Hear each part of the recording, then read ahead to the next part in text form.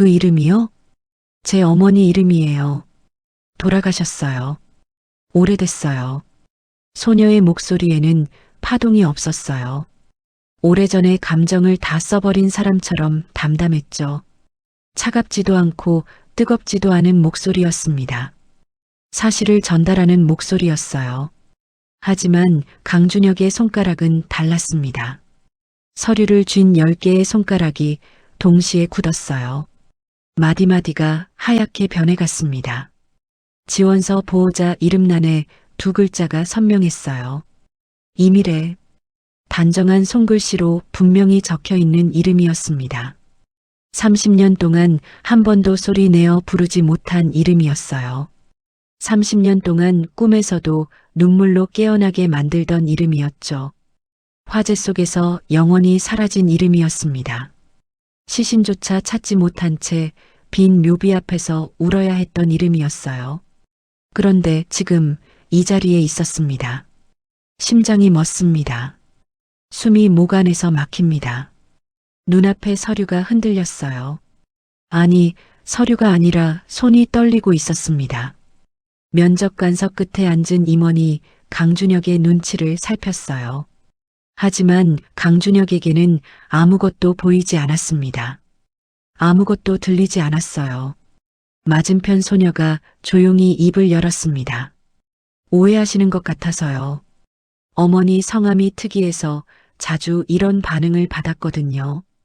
괜찮으시면 면접 계속 진행해 주셔도 됩니다. 소녀의 눈동자는 흔들리지 않았어요. 그 눈빛이 낯설도록 익숙했습니다. 수도 없이 본 눈빛이었어요. 30년 전 아침마다 눈을 뜨면 가장 먼저 마주치던 눈빛이었죠. 잠들기 전 마지막으로 바라보던 눈빛이었습니다. 이미래의 눈빛이었어요. 강준혁의 눈가가 뜨거워졌습니다. 턱 안쪽에 힘이 들어갔어요. 이를 악물었습니다. 냉방기 바람 소리가 낮게 깔려 있었어요. 형광등 불빛 아래 소녀의 얼굴이 선명하게 보였습니다. 콧등이 시큰거렸어요. 가슴 안쪽 깊은 곳에서 무언가 올라오고 있었습니다. 30년 동안 누르고 또 눌러왔던 것이었어요. 소녀가 고개를 살짝 기울였습니다. 회장님, 계속하시겠어요? 목소리에 동요가 없었어요. 오히려 회장 쪽이 먼저 무너지고 있었습니다. 강준혁은 서류에서 눈을 뗄 수가 없었어요. 이미래라는 이름 위에 시선이 못 박혀 있었습니다. 그의 눈이 마침내 소녀의 얼굴 위로 향했어요. 소녀는 기다리고 있었습니다. 조용히, 차분하게, 흔들림 없이 기다렸어요. 그 모습이 더 낯설었습니다. 서류를 내려놓을 수가 없었어요. 손을 떼는 순간 이 이름이 사라져버린 것 같았으니까요. 30년 전처럼 눈앞에서 사라져버린 것 같았거든요. 회의실 유리창 너머 도심이 내려다 보였습니다. 저 아래 차들이 소리 없이 움직이고 있었어요. 강준혁의 눈에서 눈물 한 방울이 떨어졌습니다. 서류 위로 천천히 번졌어요. 정확히 이미래라는 이름 위로 번졌습니다. 소녀가 그것을 봤어요. 소녀의 눈동자가 단 한 번 아주 짧게 흔들렸습니다. 하지만 금방 다시 굳었어요. 도대체 이게 어떻게 된 걸까요? 30년 동안 죽었다고 믿어온 여자의 이름이 왜 이 서류에 있는 걸까요? 이 소녀는 대체 누구일까요? 눈앞에 앉은 이 소녀가 정말로 그 아이라면 어떻게 된 걸까요? 강준혁은 그 생각을 끝까지 이을 수가 없었습니다. 차가운 냉방 바람이 목덜미를 스쳤어요. 손등 위로 소름이 돋았습니다. 오늘 이 이야기 사연 시작 전에 무료인 구독과 좋아요 먼저 눌러주세요. 지금 어디서 듣고 계신지 댓글로 남겨주시면 그곳으로 반드시 행운이 깃들기를 바라겠습니다. 면접실 문이 닫혔어요. 강준혁의 비서가 나머지 지원자들에게 면접이 잠시 중단됐다고 전달했습니다. 면접관들은 서로 눈치를 살폈어요. 누구도 먼저 말을 꺼내지 못했습니다. 30년 넘게 그를 알아온 임원들조차 처음 보는 표정이었어요. 강준혁은 서류를 손에 쥔 채 집무실로 걸어갔습니다.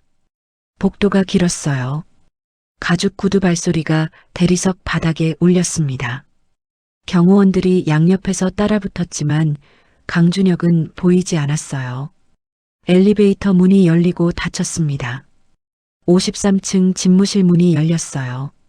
강준혁은 문이 닫히는 순간부터 무너졌습니다. 등을 문에 기댔어요. 서류를 가슴 앞으로 꼭 눌렀습니다. 눈을 감았어요. 이미래라는 이름이 머릿속에서 떠나지 않았습니다. 눈을 감아도 그 두 글자가 새겨져 있었어요. 다리에서 힘이 빠졌습니다. 천천히 바닥에 주저앉았어요. 최고급 가죽 구두 밑으로 차가운 대리석 냉기가 올라왔습니다. 서류를 펼쳤어요. 보호자 이름란을 다시 봤습니다. 이름은 그대로였어요. 지워지지 않았습니다. 눈물이 흘렀어요. 소리 없이 흘렀습니다. 볼을 타고 턱을 지나 넥타이 위로 떨어졌어요.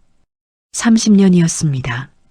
30년 동안 이 이름을 이렇게 가까이서 본 적이 없었어요. 묘비 위에서도 이 이름을 봤지만 그건 달랐습니다. 그건 마지막 인사였어요. 하지만 지금 이 서류 위의 이름은 달랐습니다. 살아있는 이름이었어요. 누군가가 직접 펜을 들어 적은 이름이었죠. 이미래를 어머니라고 부르는 사람이 적은 이름이었습니다.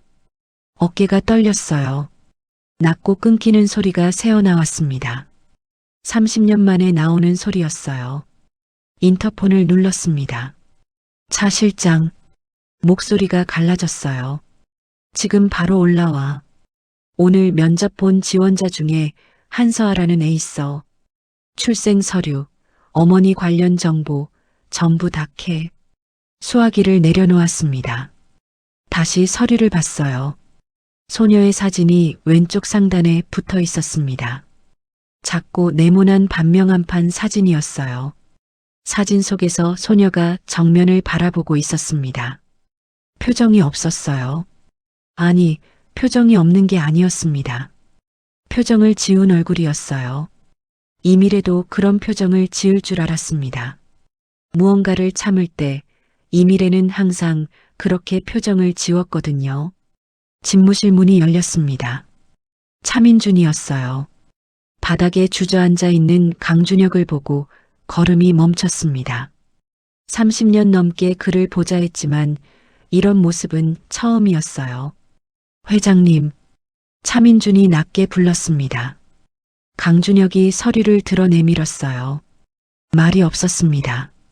차민준이 다가와 서류를 받았어요. 보호자 이름란을 봤습니다. 차민준의 손이 굳었어요. 이미래 씨라는 분이 30년 전에 돌아가신 분 아닙니까? 강준혁이 고개를 한 번만 끄덕였어요. 그게 전부였습니다. 차민준이 입술을 다물었어요. 창밖으로 도심이 내려다 보였습니다. 저 아래 사람들이 아무것도 모른 채 바쁘게 움직이고 있었어요. 집무실 안에는 두 남자만 있었습니다. 냉방 소리만 낮게 흘렀어요. 강준혁이 다시 입을 열었습니다. 그 애 절대 모르게 해. 내가 조사하는 거 절대. 차민준이 고개를 숙였어요. 알겠습니다. 집무실이 다시 조용해졌습니다. 강준혁은 서류를 가슴에 다시 안았어요. 차민준이 집무실 문을 닫고 나간 뒤였어요. 강준혁은 홀로 서류를 가슴에 안은 채 눈을 감았습니다. 30년 전 그날 밤이 밀려왔어요. 여보, 이미래, 이미래. 새벽 2시의 골목길이 비명으로 가득 찼어요. 불길이 집 한 채를 통째로 삼키고 있었습니다. 오렌지빛 화염이 하늘까지 뻗어올랐어요. 검은 연기가 새벽 하늘을 덮었습니다. 뜨거운 열기가 수십 미터 밖까지 퍼졌어요. 젊은 강준혁이 불 속으로 달려들었습니다. 소방관 3명이 앞을 막아섰어요. 안 됩니다. 아내는 못 들어갑니다. 강준혁이 팔을 붙였습니다. 내 아내가 안에 있어요. 갓난아기가 안에 있다고요. 소방관들이 그를 끌어냈어요. 강준혁이 바닥에 무릎을 꿇었습니다.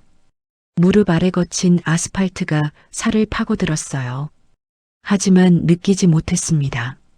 불길이 더 높아졌어요. 집에 지붕이 내려앉았습니다. 굉음이 났어요. 강준혁이 바닥을 짚은 손으로 아스팔트를 쳤습니다. 한 번, 두 번, 세 번. 손바닥 살이 벗겨졌어요. 피가 번졌습니다. 손을 멈추지 않았어요. 누군가 어깨를 잡았습니다. 형이었어요.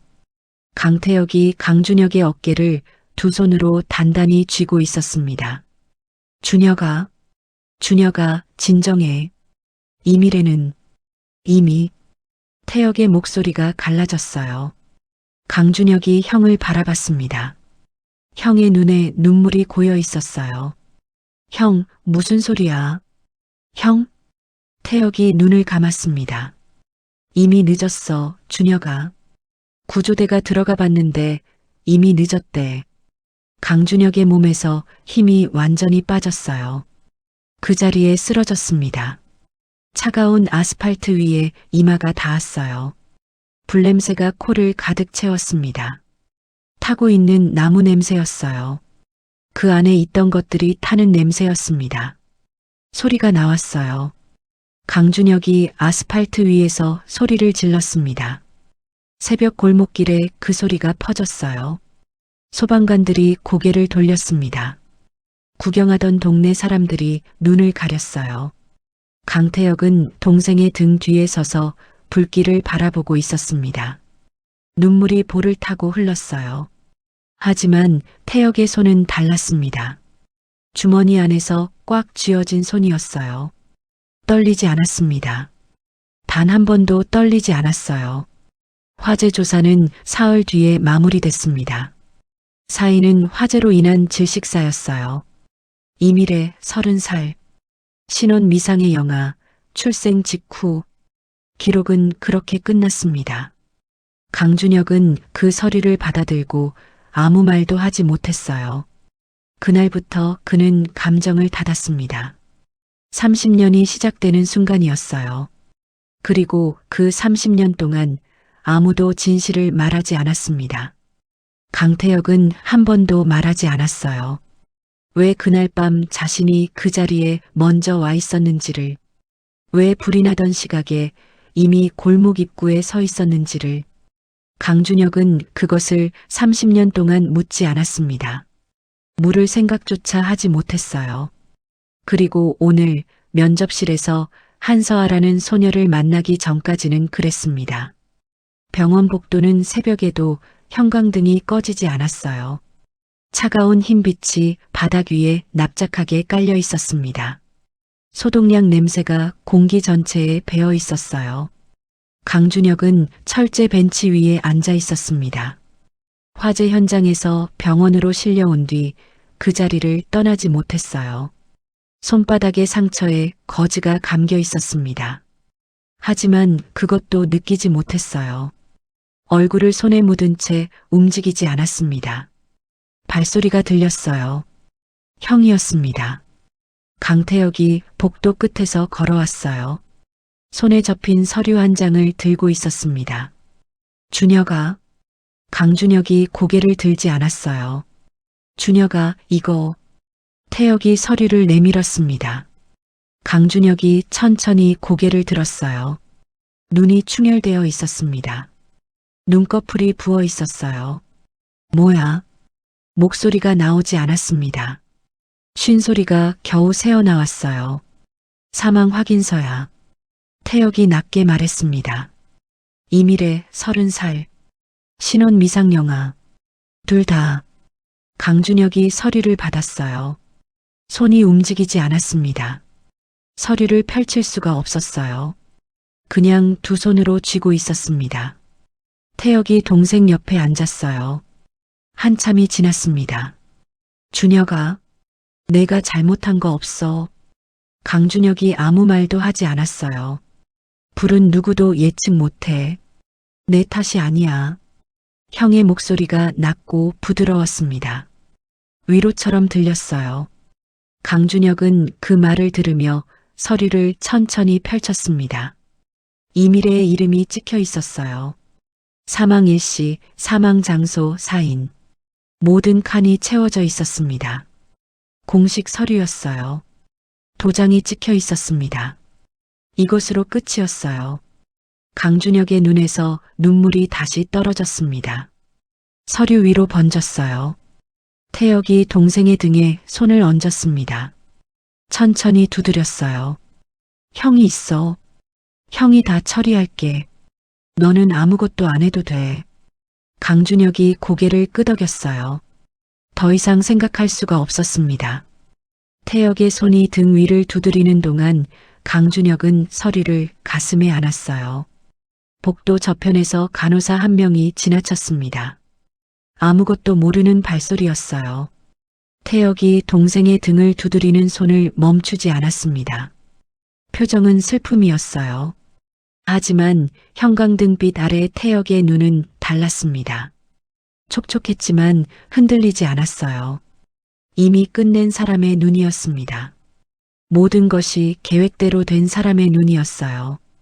강준혁은 그것을 보지 못했습니다. 그날 밤 그는 평생 가장 믿는 사람이 자신 곁에 있다고 생각했어요. 그게 30년 동안 이어진 첫 번째 실수였습니다. 차민주는 집무실에서 내려오자마자 조사실 문을 잠갔어요. 30년 넘게 강준혁의 옆에서 일했습니다. 회장이 그런 얼굴을 한 적은 단 한 번도 없었어요. 그 한 가지만으로 충분했습니다. 노트북을 열고 인사 데이터베이스에 접속했어요. 검색창에 이름을 입력했습니다. 한서아. 기록이 떴어요. 나이 26살. 출생지 경기도 화성시. 최종 학력 지방사립대 경영학과 졸업. 아르바이트와 계약직을 번갈아 하며 생계를 유지해온 이력이었습니다. 보육원 퇴소 기록이 있었어요.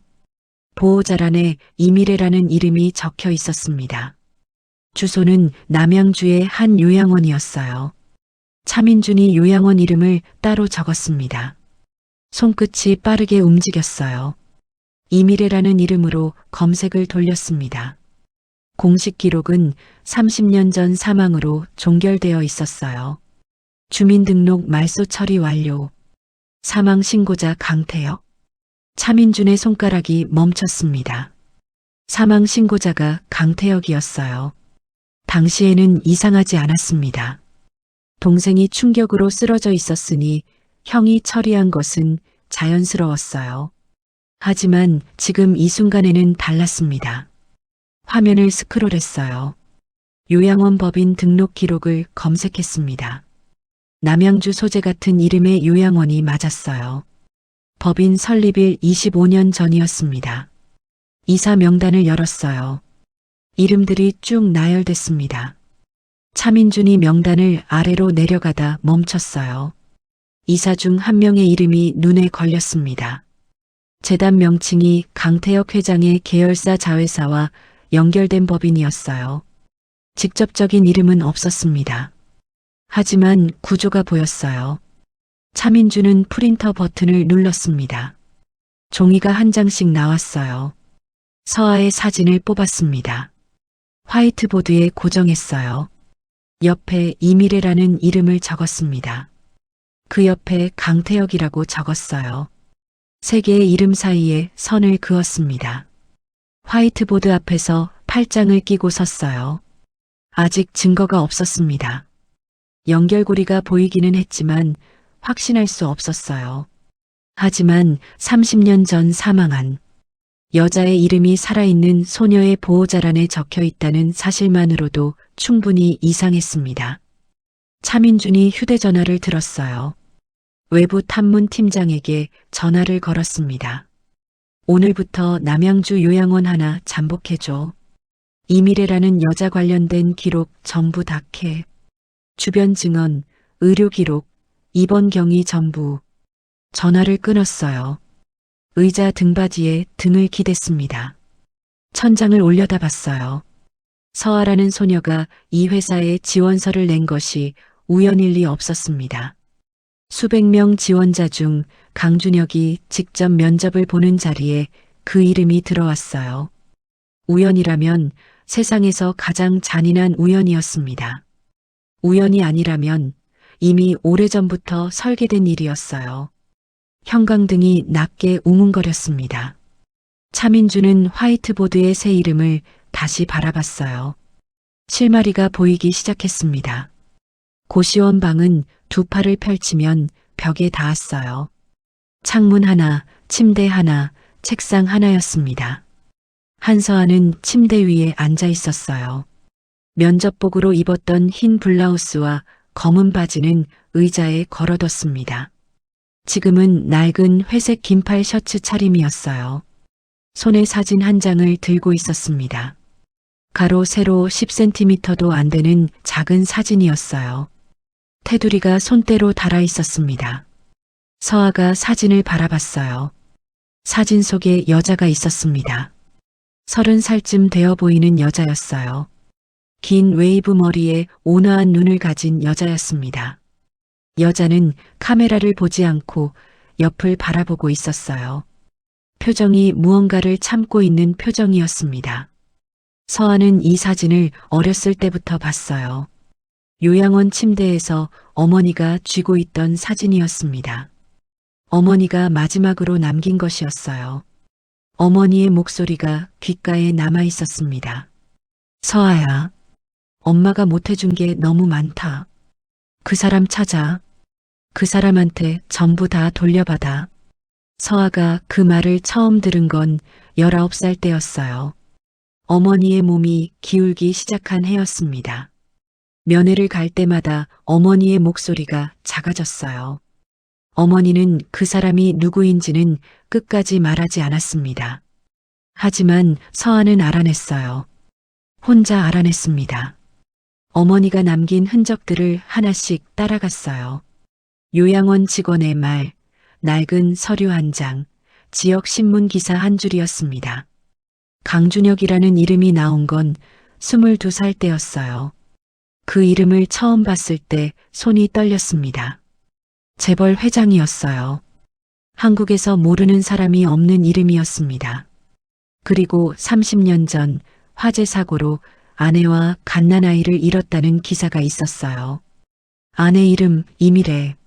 서아는 그 기사를 보고 한참 동안 움직이지 않았습니다. 어머니가 살아 있었어요. 화재로 죽은 게 아니었습니다. 30년 동안 감금 상태였어요. 그 사실을 알게 된 날 서아는 처음으로 울지 않았습니다. 눈물이 나오지 않았어요. 그 대신 노트를 꺼냈습니다. 첫 페이지를 펼쳤어요. 이름을 적었습니다. 강준혁.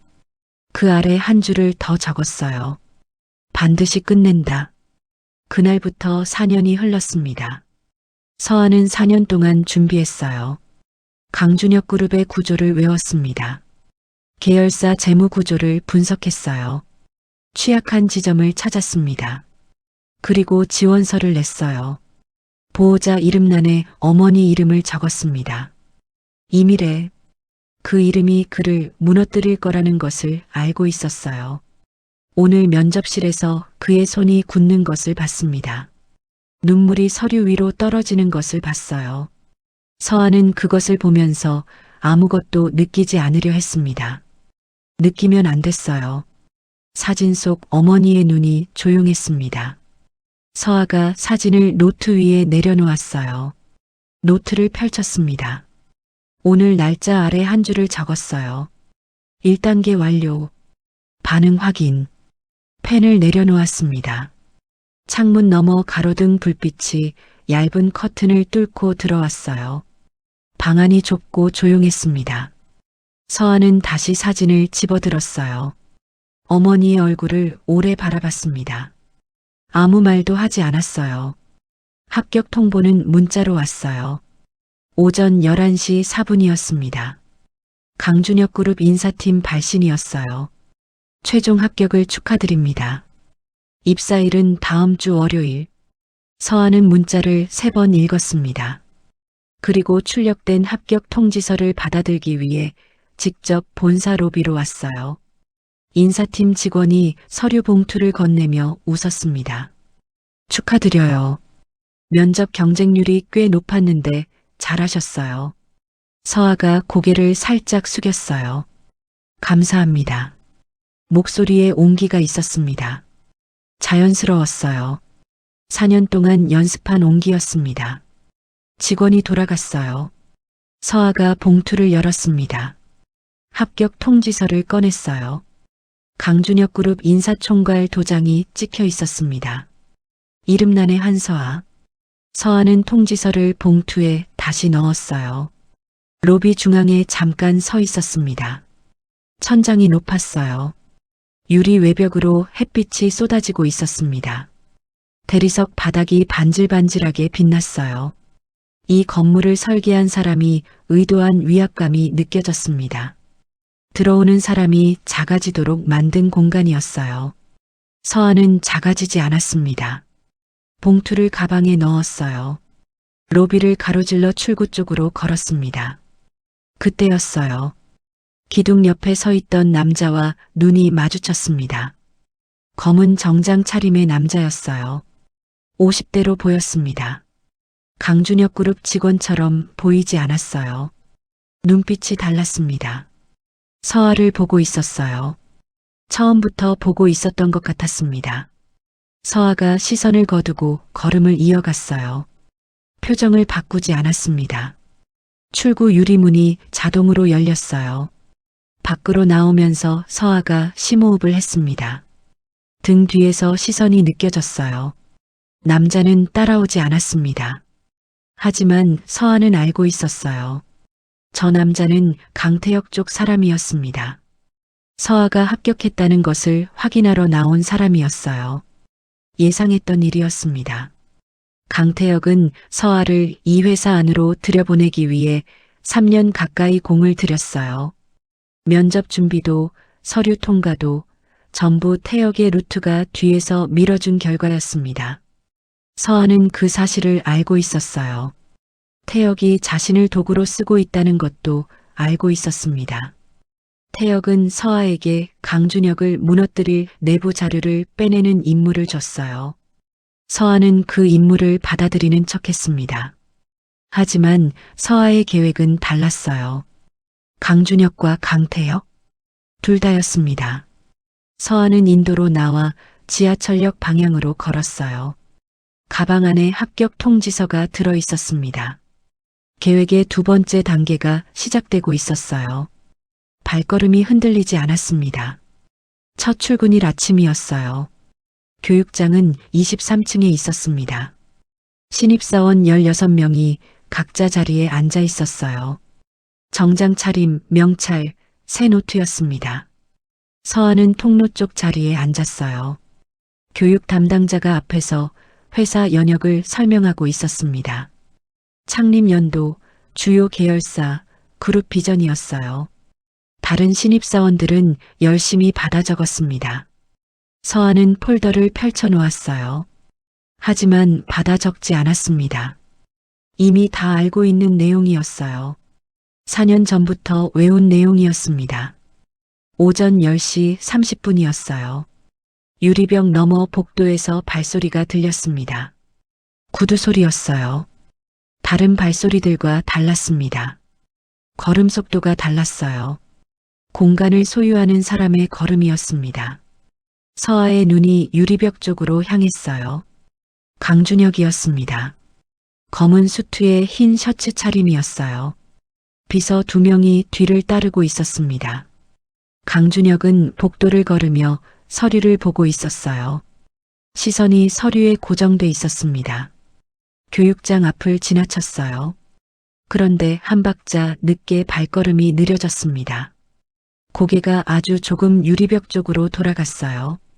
찰나였습니다. 1초도 되지 않았어요.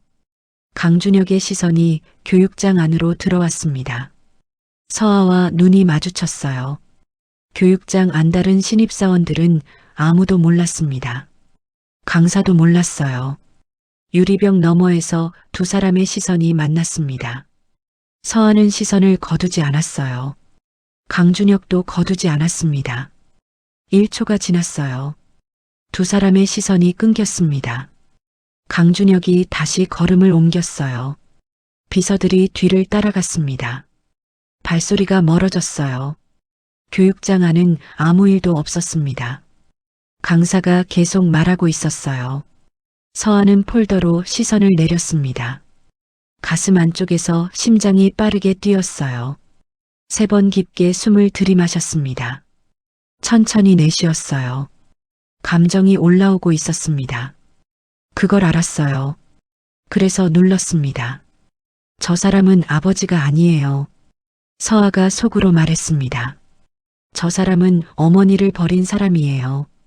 서아가 폴더 위에 손을 올렸어요. 손끝이 차가웠습니다. 복도에는 이미 아무도 없었어요. 강준혁의 발소리는 완전히 사라져 있었습니다.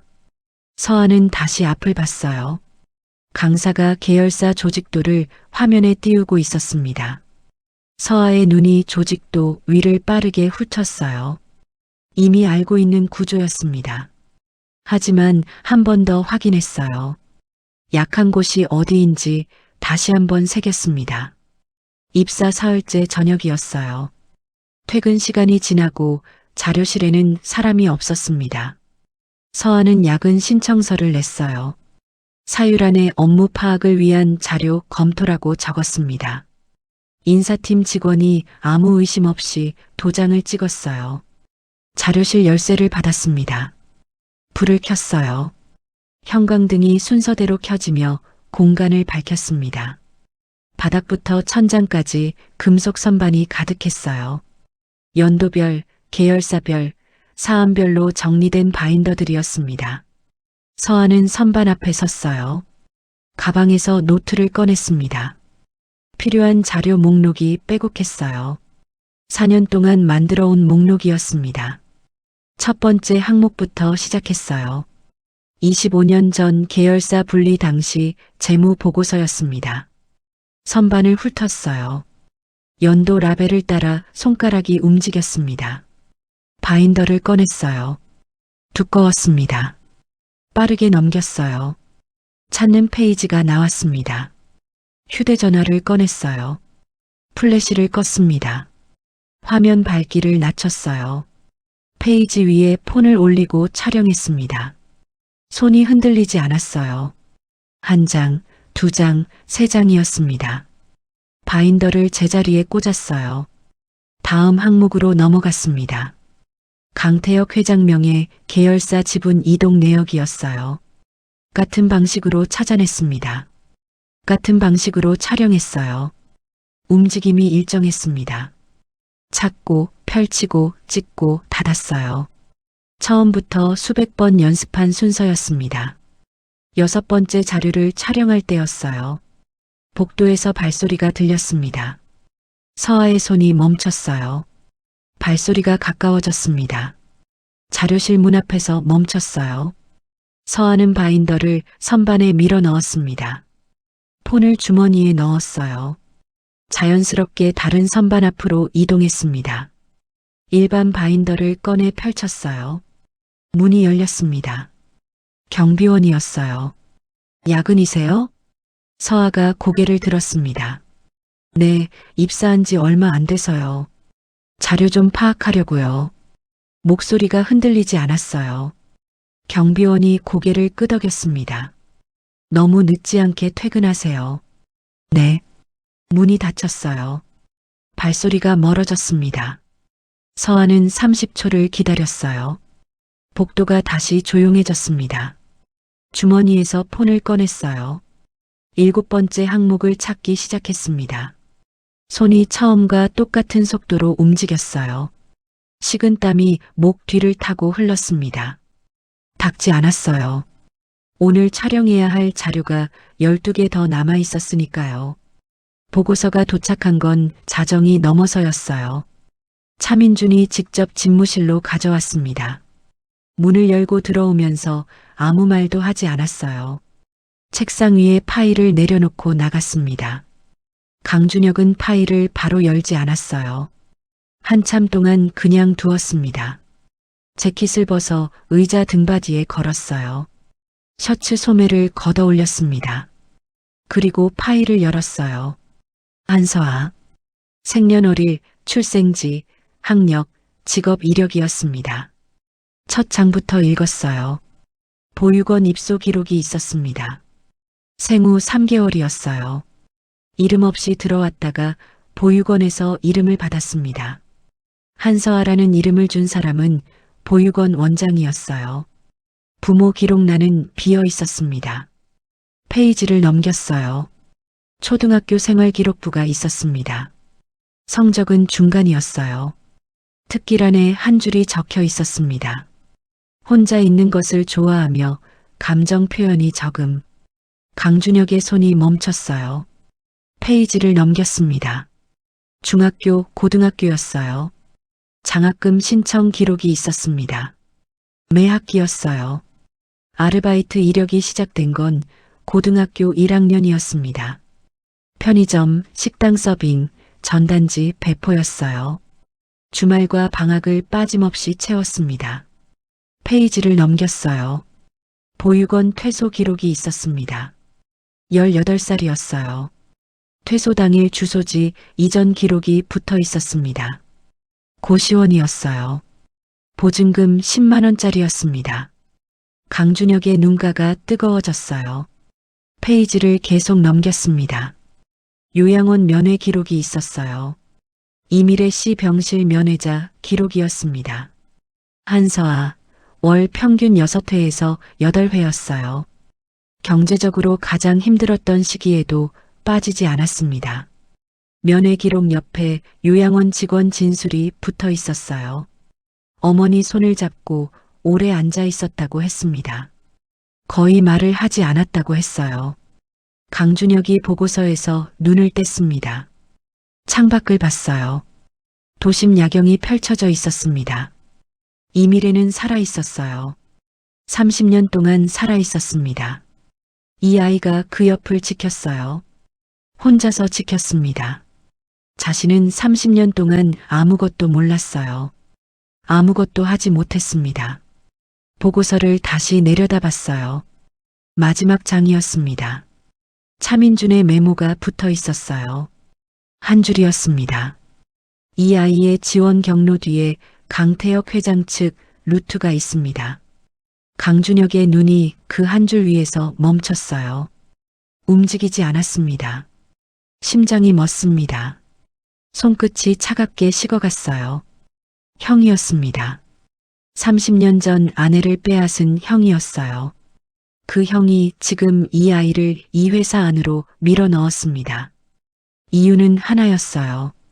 강준혁은 보고서를 덮었습니다. 눈을 감았어요. 도시의 불빛이 창밖에서 깜빡이고 있었습니다.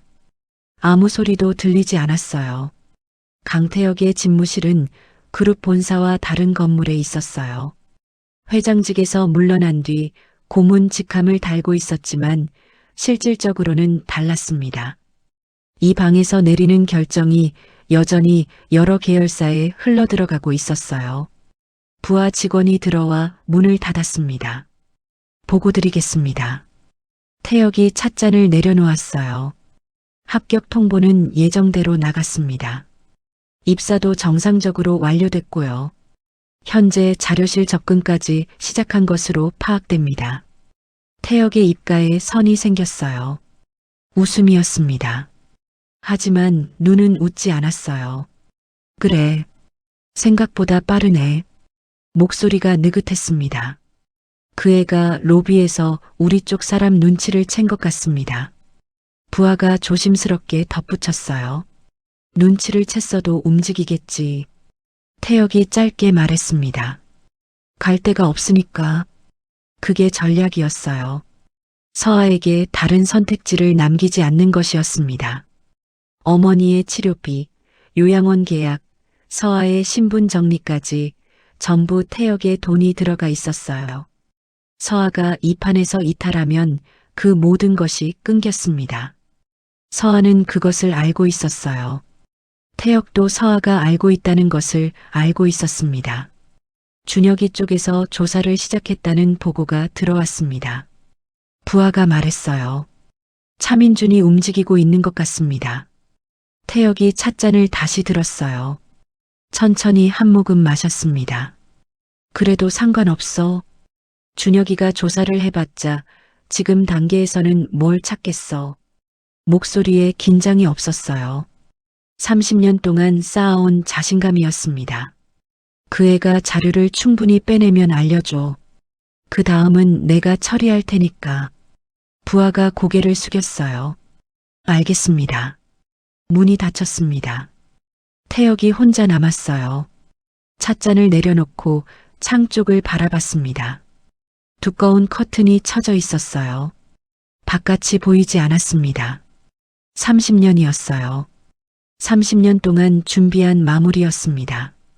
아내를 빼돌리고 아이를 넘겼을 때부터 이 그림을 그리고 있었어요.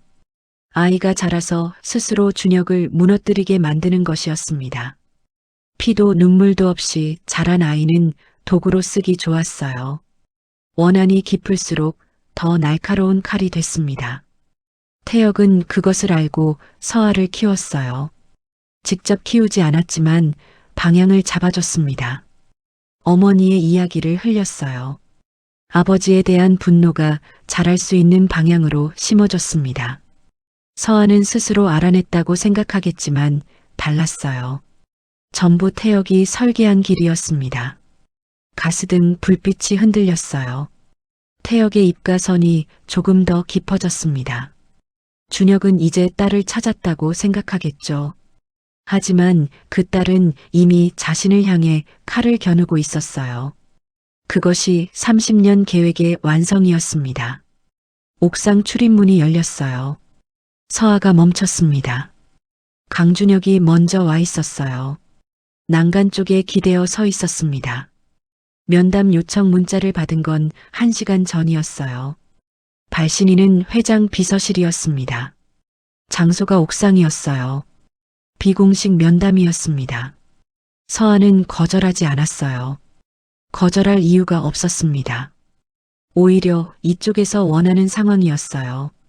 문이 닫혔습니다. 서아가 몇 걸음 걸어 들어갔어요.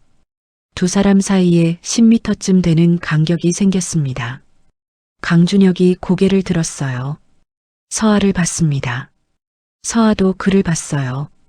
바람이 불었습니다. 서아의 머리카락이 옆으로 흘렀어요. 강준혁이 먼저 입을 열었습니다. 올라오는데 무섭지 않았어요? 서아가 대답했어요. 높은데 익숙합니다. 짧은 대답이었습니다. 강준혁이 시선을 거두지 않았어요. 면접 때 봤을 때부터 하고 싶은 말이 있었는데 서아가 기다렸습니다. 어머니랑 오래 함께 지냈어요? 서아의 눈동자가 미세하게 움직였어요. 요양원에 계셨습니다. 제가 면회를 다녔어요. 많이 아프셨나요? 강준혁의 목소리가 낮아졌습니다. 질문이었지만 질문처럼 들리지 않았어요. 오래된 고통처럼 들렸습니다. 서아가 잠깐 멈췄어요. 말씀 못하실 정도로 아프셨던 기간이 길었습니다. 강준혁이 고개를 끄덕였어요. 그것으로 충분했습니다. 더 묻지 않았어요. 도심 위로 저녁 햇빛이 길게 퍼졌습니다. 주황빛이 두 사람의 얼굴 위로 내려앉았어요. 강준혁이 다시 입을 열었습니다. 한시성은 어디서 받았어요? 서아가 답했어요. 보육원에서 받았습니다.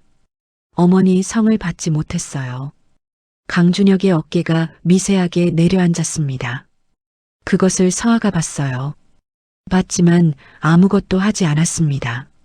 마지막으로 하나만 물어볼게요. 강준혁이 말했어요.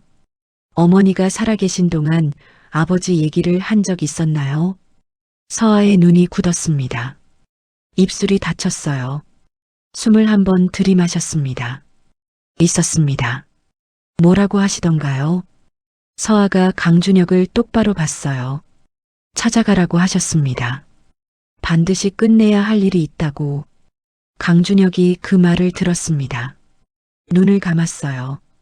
바람이 다시 불었습니다. 두 사람 사이에 침묵이 길어졌어요. 도시 소음이 아득하게 올라왔습니다. 서아는 그의 눈 감은 얼굴을 봤어요. 무너진 얼굴이었습니다. 가슴 안에서 무언가가 움직였어요. 눌렀습니다. 반드시 눌러야 했어요. 저 얼굴을 보면 안 됐습니다. 저 얼굴에 흔들리면 안 됐어요. 서아는 시선을 도시 쪽으로 돌렸습니다. 그쪽을 보면 아무것도 느끼지 않아도 됐어요. 지평선 위로 주황빛 하늘이 넓게 펼쳐져 있었습니다. 침묵이 길었어요. 강준혁이 먼저 깼습니다. 한 가지만 보여줄게요. 재킷 안주머니에 손을 넣었어요. 접힌 종이 한 장을 꺼냈습니다. 천천히 폈어요. 서아 쪽으로 내밀었습니다. 서아가 받았어요. 낡은 사진의 복사본이었습니다. 흑백에 가까웠어요. 사진 속에 젊은 여자가 있었습니다. 긴 웨이브 머리에 온화한 눈을 가진 여자였어요. 카메라를 보지 않고 옆을 바라보고 있었습니다. 서아의 손이 굳었어요. 가슴 안쪽에서 무언가가 치고 올라왔습니다. 이 사진을 알고 있었어요. 어머니가 항상 가지고 있던 사진과 같은 구도였습니다. 같은 표정이었어요. 같은 눈빛이었습니다. 강준혁이 말했어요. 결혼 전에 찍은 사진입니다. 이밀의 시 사진이에요. 그 이름이 공중에 떠올랐습니다. 강준혁의 목소리가 흔들렸어요. 하지만 끝까지 발음했습니다. 서아의 눈동자가 사진 위에서 움직이지 않았어요. 손끝이 차가워졌습니다. 왜 이걸 저한테 보여주시는 건가요? 목소리를 평평하게 만들었어요. 닮았으니까요. 강준혁이 말했습니다. 당신이 이 사진 속 사람을 많이 닮았어요. 서아가 사진을 돌려줬어요. 많은 사람이 서로 닮습니다. 그게 다인가요? 강준혁이 사진을 받았습니다. 받으면서 그의 손끝이 서아의 손끝에 스쳤어요. 차가웠습니다. 서아의 손이 차갑다는 것을 느꼈어요. 이밀에도 항상 손이 찼습니다. 겨울이 아니어도 항상 차가운 손이었어요. 강준혁이 눈을 감았다가 뜨기를 했습니다. 어머니가 마지막에 어떤 말씀을 하셨나요? 서아가 입을 다물었어요. 억지로 묻는 거라면 대답 안 해도 됩니다. 그냥 듣고 싶어서요. 서아가 시선을 도시 쪽으로 돌렸어요. 한참이 지났습니다. 미안하다고 하셨어요. 목소리가 평평했습니다. 많이 못해줘서 미안하다고. 그 말을 제일 많이 하셨어요. 강준혁이 입술을 깨물었습니다. 턱 안쪽으로 힘이 들어갔어요. 그리고 서아가 말을 이었습니다. 기다렸다고 하셨어요. 누군가를 기다렸다고. 끝까지 기다렸는데 오지 않았다고. 강준혁의 눈에서 눈물이 흘렀어요. 막을 수가 없었습니다. 서아가 그것을 봤어요. 이번에는 고개를 돌리지 않았습니다. 돌릴 수가 없었어요. 눈꺼풀이 뜨거워졌습니다. 눈물이 나오려 했어요. 눌렀습니다. 이를 악물었어요. 손톱이 손바닥을 파고들었습니다. 저는 이만 내려가겠습니다. 서아가 말했어요. 목소리가 처음보다 낮아져 있었습니다. 강준혁이 막지 않았어요. 서아가 출입문 쪽으로 걸었습니다. 문손잡이를 잡는 순간이었어요. 강준혁이 뒤에서 말했습니다. 기다리게 해서 미안했다고. 내가 전해야 할 말이었는데 30년이 걸렸네요. 서아의 손이 문손잡이 위에서 굳었어요. 돌아보지 않았습니다. 문을 열었어요. 닫혔습니다. 옥상에 강준혁 혼자 남았어요. 도시 위로 어둠이 내려오고 있었습니다. 그는 움직이지 않았어요. 사진을 다시 폈습니다. 이미래의 얼굴을 바라봤어요. 오래, 아주 오래 바라봤습니다. 강준혁이 형의 집을 찾은 건 저녁 8시였어요. 예고 없이 갔습니다. 경호원에게 차를 세우게 했어요. 혼자 들어갔습니다. 강태혁은 거실에 있었어요. 준혁을 보고도 놀라지 않았습니다. 왔어? 앉아. 형의 목소리가 느긋했어요. 준혁이 앉았습니다. 가정부가 차를 내오고 나갔어요. 두 사람만 남았습니다. 강준혁이 먼저 말했어요. 이밀에 얘기하러 왔어. 태혁의 손이 찻잔 위에서 멈췄습니다. 1초였어요. 그리고 다시 찻잔을 들었습니다. 갑자기 왜? 30년 전에 죽은 사람이잖아. 강준혁이 형의 눈을 봤어요. 죽은 거 맞아? 태혁이 찻잔을 내려놓았습니다. 준혁아, 갑자기 무슨 소리야? 내가 그때 사망 확인서를 직접 받았잖아. 목소리가 흔들리지 않았어요. 형의 목소리는 항상 그랬습니다. 어떤 상황에서도 흔들리지 않았어요.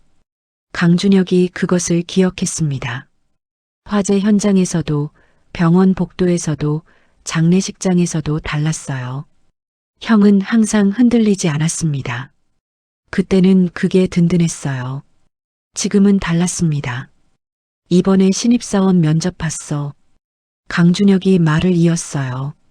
지원자 중에 보호자 이름이 이미래인 애가 있었어. 태혁의 눈동자가 아주 짧게 움직였어요. 찻잔을 다시 들었습니다. 세상에 이름이 같은 사람은 많잖아. 동명이인일 수도 있지. 형? 강준혁의 목소리가 낮아졌습니다. 그의 지원 경로에 형 쪽 루트가 있어. 정적이 흘렀어요. 가스등 불빛이 흔들렸습니다. 태혁이 입가에 선을 만들었어요. 걱정스러운 표정이었습니다. 준혁아, 너 요즘 많이 무리했지. 오랜만에 병원 한번 가봐. 그런 걸 연결시키는 건 좀 과한 거 아니야. 강준혁이 형의 얼굴을 봤어요. 걱정스러운 표정이었습니다. 눈물이 고인 눈이었어요. 30년 동안 봐온 형의 표정이었습니다. 그런데 지금 이 순간 처음으로 달리 보였어요. 눈물이 고였는데 흔들리지 않는 눈이었습니다. 슬픔인지 연기인지 구분되지 않았어요. 그래, 강준혁이 말했습니다. 내가 무리했나 봐. 찻잔을 들었어요. 한 모금 마셨습니다. 뜨거웠어요. 혀끝이 데였습니다. 느끼지 못했어요. 형의 말이 맞을 수도 있었습니다. 아닐 수도 있었어요. 하지만 지금 이 자리에서 알 수 있는 건 아무것도 없었습니다. 태혁이 다시 입을 열었어요. 가끔은 놔줘야 해, 준혁아. 이미래는 오래전에 간 사람이야. 그 사람 잡으려고 평생을 쓰면 안 되지. 강준혁이 고개를 끄덕였어요. 알아. 거실이 조용했습니다. 두 형제가 차를 마셨어요. 아무 말이 없었습니다. 강준혁은 찻잔 바닥을 봤어요. 형이 무언가를 알고 있다고 생각했습니다. 형이 아무것도 모른다고 생각했어요. 둘 중 하나였습니다. 그리고 한 가지는 확실했어요. 답은 이 자리에 없었습니다. 차민준이 조사실 문을 잠근 건 밤 11시였어요. 이틀 동안 잠을 거의 자지 못했습니다. 탐문팀에서 보고서가 하나씩 들어오고 있었어요. 남양주 요양원에서 시작된 실마리가 세 갈래로 뻗어 있었습니다. 첫 번째는 요양원 설립 경위였어요. 법인 등기를 쫓아가자 강태혁 회장 계열 자회사로 이어졌습니다. 직접 이름이 올라간 건 아니었어요. 하지만 법인 뒤에 법인을 3번 거치면 나왔습니다. 두 번째는 이미래 씨 입원 경위였어요. 공식 서류에는 정신질환 판정이었습니다. 하지만 요양원 전직 간호사 진술이 달랐어요. 강제 입원이었습니다. 처음 들어올 때 손목에 결박 흔적이 있었어요. 면회 제한이 걸려 있었습니다. 오직 한서아만 드나들 수 있었어요. 그 허가를 내린 사람도 법인 쪽이었습니다. 세 번째가 가장 충격이었어요. 한서아 출생 기록이었습니다. 공식 기록에는 생후 3개월의 보육원 입소였어요. 하지만 그 이전 석 달의 기록이 없었습니다. 석 달 동안 이 아이는 어디에 있었을까요? 탐문팀이 당시 보육원 원장 아들을 찾아냈어요. 원장은 이미 작고했고 아들이 남아 있었습니다. 아들의 진술이었어요. 아이를 데려온 사람이 있었다고 했습니다. 중년 남자였어요. 검은 차에서 내렸다고 했습니다. 돈 봉투가 같이 왔다고 했어요. 아이를 이미래라는 여자의 딸로 등록하라는 지시가 있었다고 했습니다. 차민준이 그 진술서를 화이트보드에 붙였어요. 강태혁 이름 아래 선을 그었습니다. 그 선이 한서아로 이어졌어요. 한서아에서 다시 강준혁 그룹으로 이어졌습니다. 30년짜리 설계였어요. 아이를 빼돌려 어머니와 함께 가두고 증오를 키웠습니다. 그 증오가 충분히 자라면 회사 안으로 들여보내는 것이었어요. 도구였습니다. 30년 동안 사람을 도구로 키운 것이었어요. 차민준이 마커를 내려놓았습니다. 화이트보드를 봤어요. 이름과 성과 날짜들이 가득했습니다. 이것을 회장에게 가져가야 했어요. 하지만 이것을 가져가면 회장이 어떻게 될지 알고 있었습니다. 30년을 버텨온 사람이었어요. 그 30년이 전부 설계된 것이었다는 사실을 알게 되면 달랐습니다. 차민준이 휴대전화를 들었어요. 회장 번호를 눌렀습니다. 신호가 갔어요. 두 번째 신호에서 받았습니다. 회장님, 지금 올라가도 되겠습니까? 드릴 말씀이 있습니다. 전화 너머가 잠깐 조용했어요. 올라와. 통화가 끊겼습니다. 차민준이 보고서를 챙겼어요. 화이트보드를 한 번 더 봤습니다. 붉은 동그라미 안에 강태혁의 이름이 있었어요. 그 이름 위에 차민준이 마지막으로 선 하나를 더 그었습니다. 조사실 불을 껐어요. 문을 열고 나갔습니다. 차민준이 보고서를 책상 위에 내려놓았어요. 강준혁이 첫 장을 펼쳤습니다. 차민준은 말하지 않았어요. 읽으면 알 수 있었습니다. 강준혁이 읽었어요. 첫 장을 읽는데 오래 걸렸습니다. 문장 하나씩이었어요. 요양원 법인 설립경이었습니다. 페이지를 넘겼어요. 이미래 씨 강제 입원 기록이었습니다. 손목 결박 흔적이라는 단어가 있었어요. 강준혁의 손이 종이 위에서 굳었습니다. 계속 읽었어요. 면회 제한 명단이었습니다. 오직 한서아만 허가됐다고 적혀 있었어요. 그 허가를 내린 법인이 강태혁 계열이었습니다. 페이지를 넘겼어요. 한서아 출생 전 석 달의 공백이었습니다. 보육원 원장 아들의 진술이었어요. 검은 차에서 내린 중년 남자였습니다. 돈 봉투였어요. 이미래의 딸로 등록하라는 지시였습니다. 강준혁이 보고서를 덮었어요. 덮지 않았습니다. 손이 멈췄어요. 덮으려다 멈춘 것이었습니다. 마지막 페이지였어요. 차민준의 메모가 붙어 있었습니다. 이미래 씨 사망일이었어요. 3년 전이었습니다. 사인은 영양결핍과 장기부전이었어요. 입원 기간 25년이었습니다. 면회자 기록 마지막 날짜가 적혀 있었어요. 한서아, 이미래 씨 사망 당일이었습니다. 강준혁의 눈이 그 날짜 위에서 멈췄어요. 사망 당일까지 곁에 있었습니다. 혼자 있었어요. 그 자리에 자신은 없었습니다. 30년 동안 없었어요. 양손이 책상 위에 납작하게 눌렸습니다. 손끝이 하얗게 변했어요. 차민준이 뒤에 서 있었습니다. 아무 말도 하지 않았어요. 강준혁의 어깨가 한 번 크게 떨렸습니다. 한 번이었어요. 그것뿐이었습니다.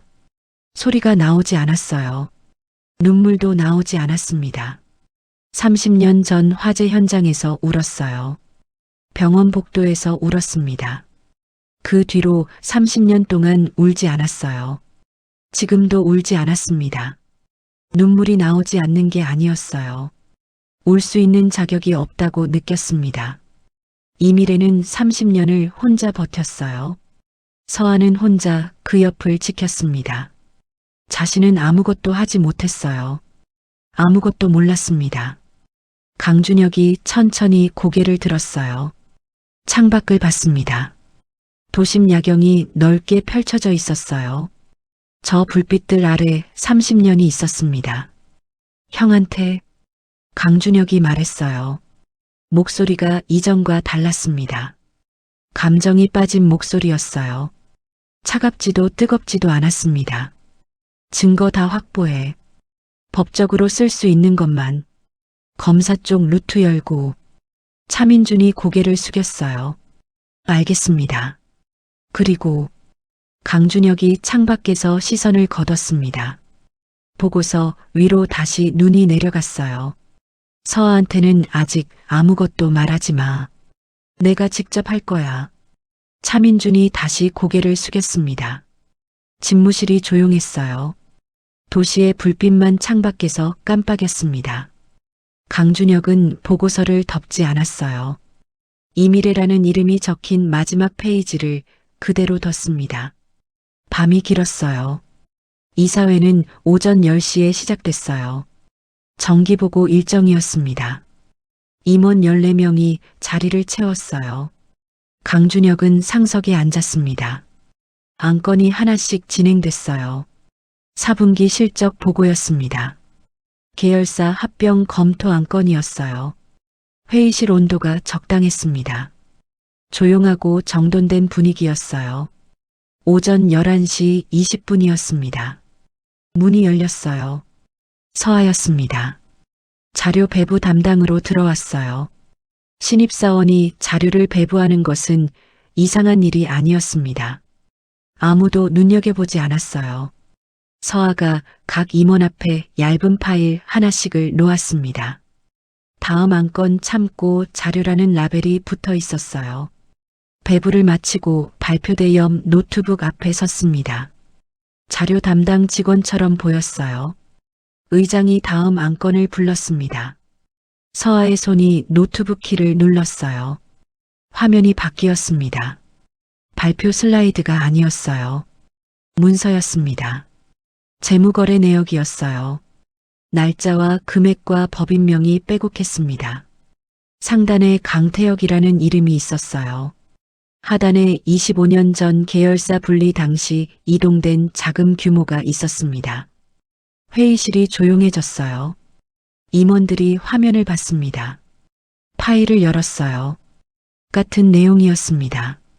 한 임원이 입을 열었어요. 이게 무슨 자료입니까? 서아가 대답했습니다. 25년 전 강준혁 그룹 계열사 분리 과정에서 불법으로 이전된 자금 내역입니다. 목소리가 평평했어요. 회의실이 술렁였습니다. 서아가 다음 장을 넘겼어요. 법인 구조도였습니다. 강태영 명의 계열사에서 출발한 자금 흐름이 12개 법인을 거쳐 해외 계좌로 빠져나간 경로였어요. 임원들이 서로 눈을 마주쳤습니다. 상석에 강준혁을 봤어요. 강준혁은 서아를 보고 있었습니다. 서아는 강준혁을 보지 않았어요. 화면만 봤습니다. 또 다음 장을 넘겼어요. 이번엔 이름이 하나 더 있었습니다. 강준혁 그룹 내부 공모자 명단이었어요. 현직 임원 2명의 이름이 포함돼 있었습니다. 회의실이 완전히 굳었어요. 명단에 이름이 올라간 임원 2명의 얼굴이 하얘졌습니다. 서아가 노트북에서 손을 떼었어요. 이상입니다. 한 발 물러섰습니다. 회의실 안이 터지기 직전이었어요. 강준혁이 상석에서 일어났습니다. 모든 시선이 그에게 몰렸어요. 강준혁이 입을 열었습니다. 회의 잠시 중단합니다. 조용하고 단호한 목소리였어요. 임원들이 움직이지 않았습니다. 강준혁이 서아를 봤어요. 서아가 그제야 강준혁과 눈이 마주쳤습니다. 둘만 알고 있는 눈빛이었어요. 강준혁이 먼저 시선을 거뒀습니다. 전원 자리 지키십시오. 문이 열렸어요. 강준혁이 나갔습니다. 강준혁이 문 밖으로 나간 지 30초가 지났어요. 회의실 문이 다시 열렸습니다. 강태혁이었어요. 고문 자격으로 이사회에 배석해 있다가 자리를 박차고 일어선 것이었습니다. 얼굴이 붉어져 있었어요. 30년 동안 본 적 없는 표정이었습니다. 태혁이 서아를 향해 걸었어요. 이게 무슨 짓이야? 목소리가 낮고 날카로웠습니다. 공개석상에서 쓰는 목소리가 아니었어요. 이 자료가 어디서 나온 건지 알고나 있어? 임원들이 굳어서 봤습니다. 서아가 물러서지 않았어요. 강준혁 그룹 자료실에서 나왔습니다. 회사 내부 기록입니다. 무슨 소리를 하는 거야, 지금? 태혁이 테이블을 손으로 짚었어요. 물컵이 넘어졌습니다. 물이 번졌어요. 아무도 수습하지 않았습니다. 이 자리가 어딘 줄 알고 태혁의 눈이 서아를 쌌어요. 처음으로 서아를 보는 눈이었습니다. 4년 동안 도구로 보던 눈이 아니었어요. 위협이었습니다. 서아가 그 눈을 정면으로 받았어요. 입술이 열렸습니다. 강준혁 그룹 이사회 자리입니다. 이 회사 주주와 임원들이 알아야 할 내용을 보고하는 자리이기도 하고요. 태혁의 눈이 가늘어졌어요. 한 걸음 더 다가왔습니다.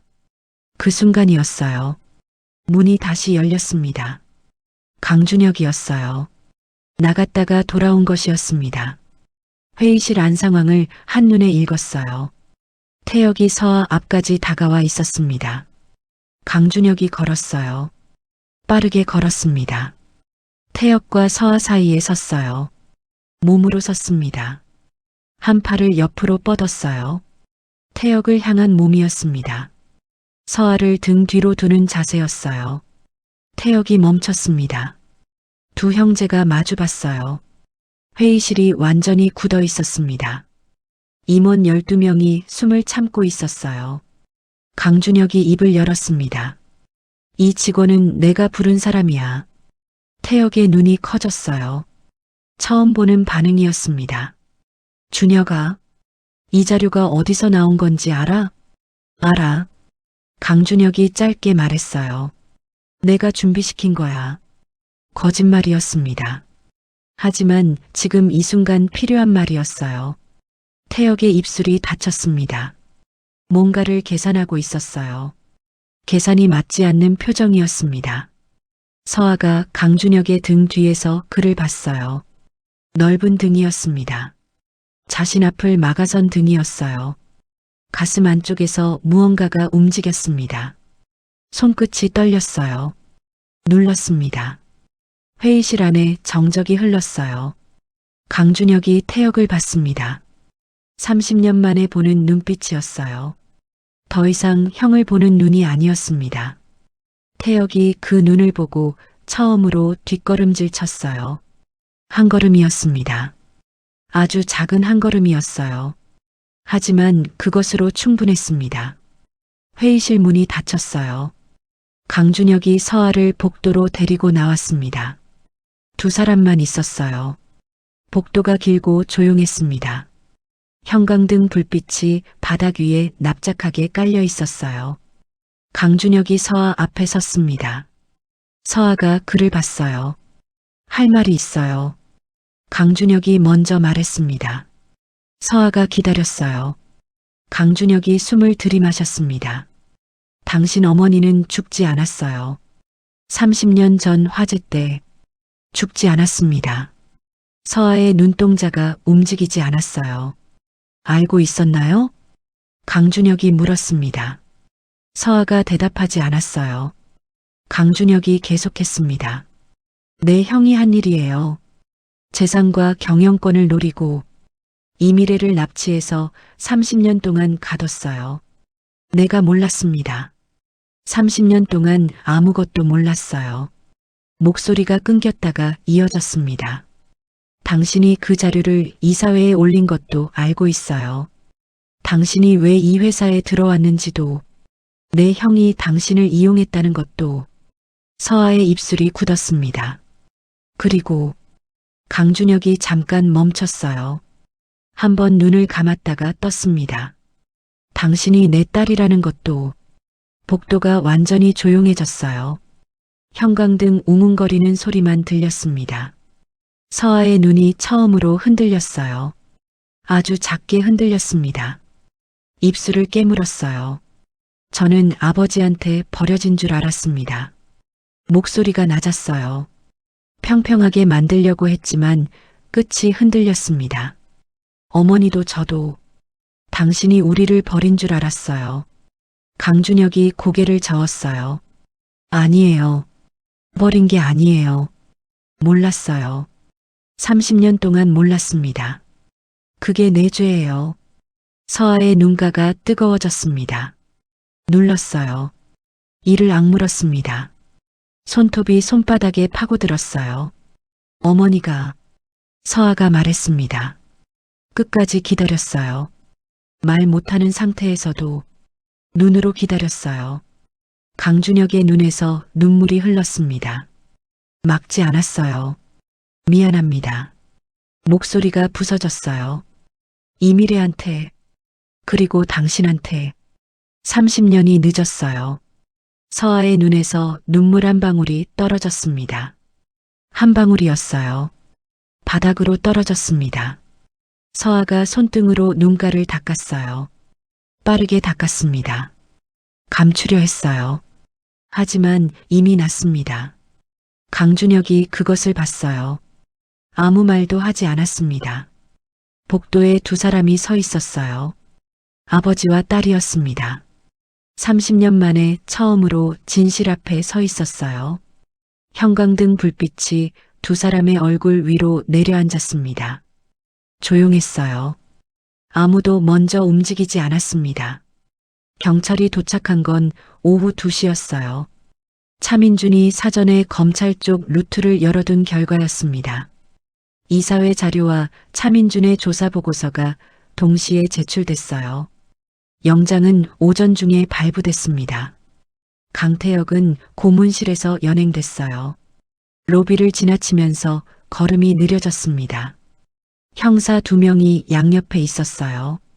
태혁이 로비를 훑었습니다. 직원들이 멈춰서 보고 있었어요. 30년 동안 이 건물에서 형이라는 이름으로 군림하던 사람이었습니다. 지금은 달랐어요. 서류 가방이 바닥에 떨어져 있었습니다.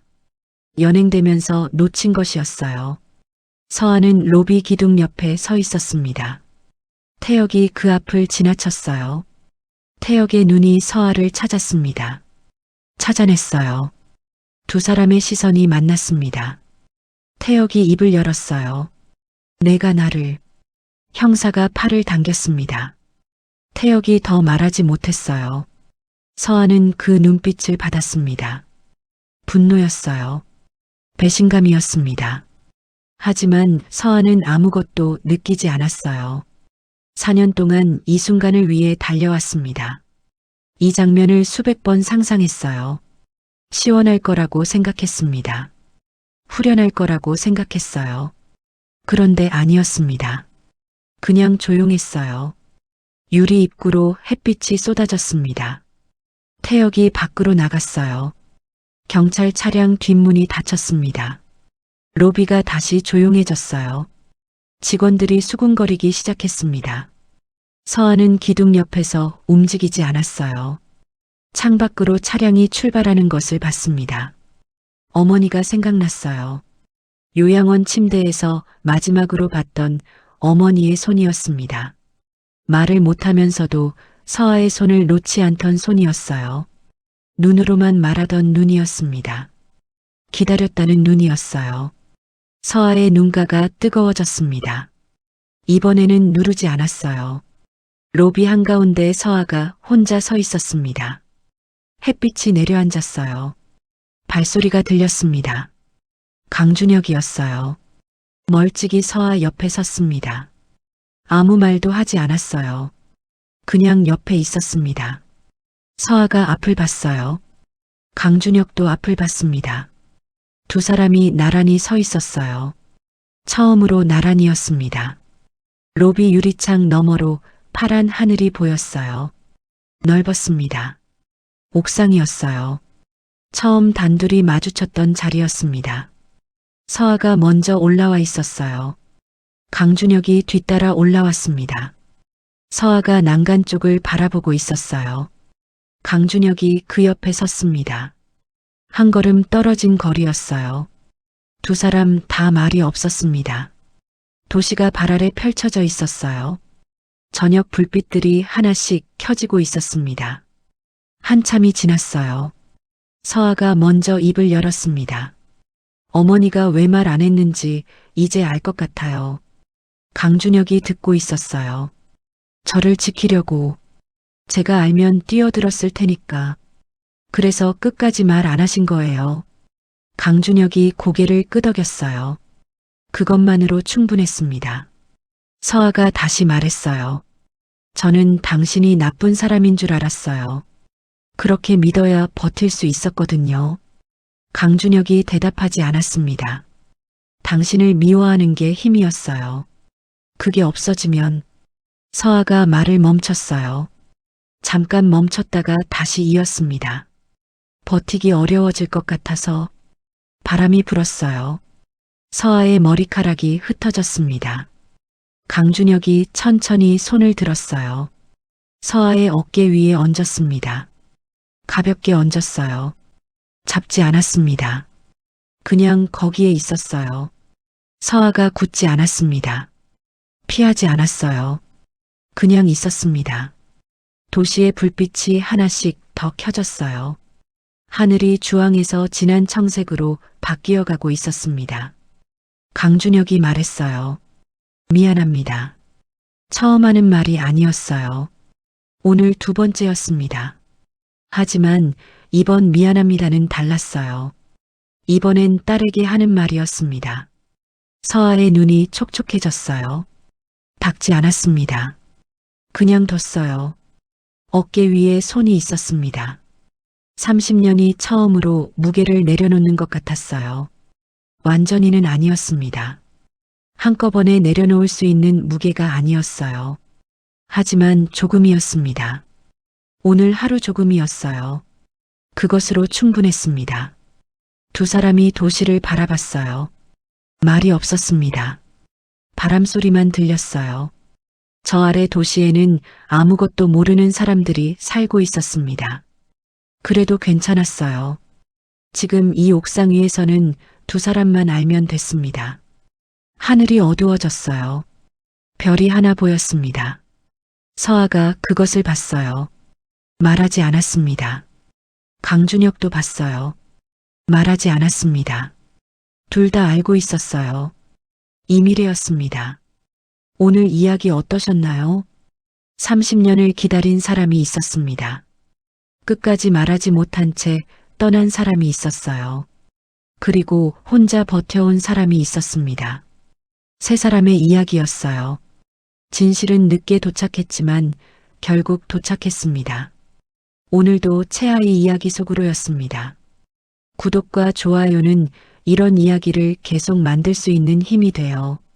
아직 구독 안 하신 분들은 지금 눌러주시면 감사하겠습니다.